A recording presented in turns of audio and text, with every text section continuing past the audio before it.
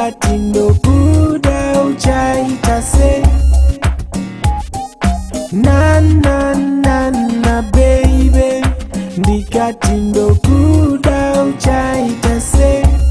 nerudo rwangu baby nemoyo wangu baby nerudo rwangu baby nemoyo wangu baby.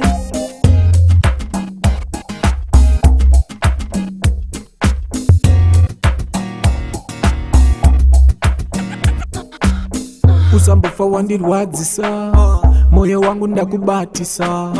ndiwe wangu wandodisisa munhu wananondinzwisisa vanotaura vanotaurisa vacharamba vachingotarisa futi tovanyadzisa mpundisa chitichatisa usambofa wandirwadzisa moyo wangu ndakubatisa ndiwe wangu wandodisisa munhu wananondinzwisisa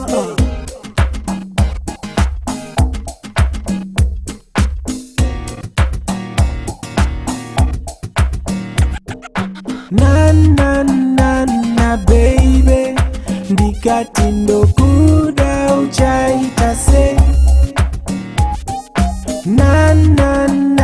na baby ndikatindo kuda uchaitase nerudo rwangu baby nemoyo wangu baby nerudo rwangu baby nemoyo wangu baby.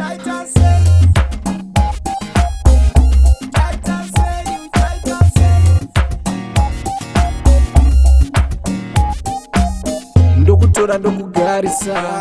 mumaziso ndokutarisa nemoyo wako wandipromisa aumbofa wandirasisa pane mumwe akandibatisa pasi akandiwachisa kundikwenya kunge machisa boksi rese akatambisa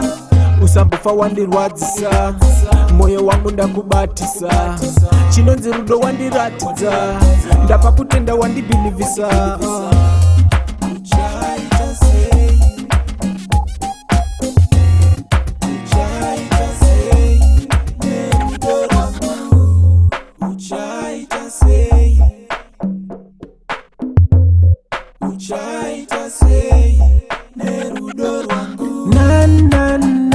na baby